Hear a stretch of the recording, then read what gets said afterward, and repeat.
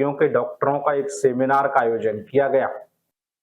आगरा में इंटरवेंशन से प्रवेशन की ओर जाकर 140 करोड़ भारतीयों को हृदय रोग से बचाया जा सकता है, जिसके लिए हमें ABCDEF के फार्मूले को अपनाना होगा। ए से अवॉइड स्मोकिंग, बी से बीपी और ब्लड शुगर का मैनेजमेंट, सी से कोलेस्ट्रॉल का मेजरमेंट, डी से डाइट में को हेल्दी रखना, ई से एक्सरसाइज करना और एफ से follow up with doctor regularly.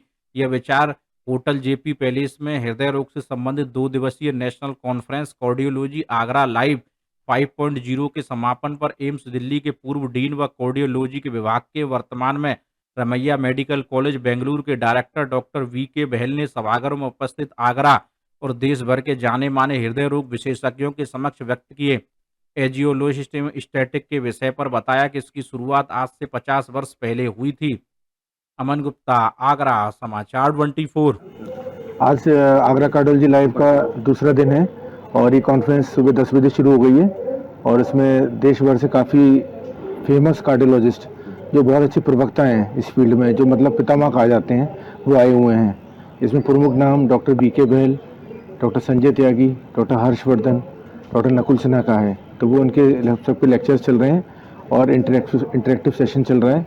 और डॉक्टर गजेंद्र गोयल भी आए हुए हैं फरीदाबाद से, जिन्होंने भी ब्लड प्रेशर के बारे में बोला है। डॉक्टर संजय त्यागी ने ये बताया है कि अगर किडनी की नस ब्लॉक हो जाए उससे भी ब्लड प्रेशर बढ़ सकता है, तो उससे कैसे कंट्रोल किया जाए।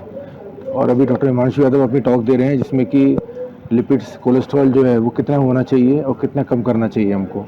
ये टॉक सब चल रही है, आगे भी और टॉक्स चलेंगे जिसमें कि जो जन्मजात जो बच्चों को हृदय रोग होते हैं उसके बारे में भी अभी गोष्ठी होगी और उसके बाद स्पेशल सेशंस भी होंगे। अभी कम आयु बच्चों को आजकल अटैक आ रहे हैं, उनको क्या कहेंगे? कम आयु को बच्चों को जो अटैक आ रहे हैं वो कई बार हार्ट अटैक ना होकर सडन कार्डियक डेथ होता है, जिसमें कि किसी को हाइपरट्रोफिक कार्डियोमायोपैथी है, किसी को ARVD है, किसी को और भी जो प्रोलॉन्ग QT सिंड्रोम्स हैं और भी अरिथमियाजेनिक डिस्प्लेसियास हैं, तो उसकी वजह से भी आपको सडन कार्डियक डेथ हो सकती है। और यंग हार्ट अटैक भी कोविड के बाद थोड़े बढ़े हैं, तो उसमें भी देखा जा सकता है। एकदम बचाव के लिए क्या क्या करना चाहिए हमें? देखो, कभी किसी को हार्ट अटैक पड़े तो एक नियर बाय सेंटर पे हमें पहुंच के सबसे पहले ECG कराना चाहिए। अगर घर पे डिस्प्रिन की या सॉर्बिट्रेट की टैबलेट है तो उसको लेना चाहिए। और कहीं भी जहाँ पर भी अगर डॉक्टर बोलता है कि हार्ट अटैक पड़ा है और हमें तुरंत इसकी एंजियोग्राफी और एंजियोप्लास्टी करके वो नस जो बंद हुई है वो खोलनी चाहिए, तो तुरंत वो करवानी चाहिए नियरेस्ट सेंटर पे।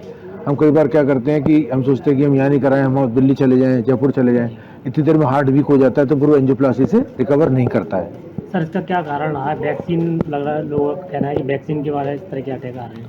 तो कोई कंट्रोवर्शियल टॉपिक है कि वैक्सीन के बाद आ रहे हैं, पर ये बात तो है कि कोविड के बाद जो कोविड जो वायरस है वो इटसेल्फ मतलब उसका एंटीजन है वो थ्रोम्बोजेनिक है, इसमें क्लॉट के चांसेस ज़्यादा होते हैं। तो वो कितने लोगों को कोविड हुआ है हम सब जानते ही हैं। अभी WHO ने ऐसी कोई भी गाइडलाइंस नहीं दी है, कोई भी ऐसा स्टेटमेंट नहीं दिया है कि वैक्सीन की वजह से ज़्यादा किसी को अटैक आया है।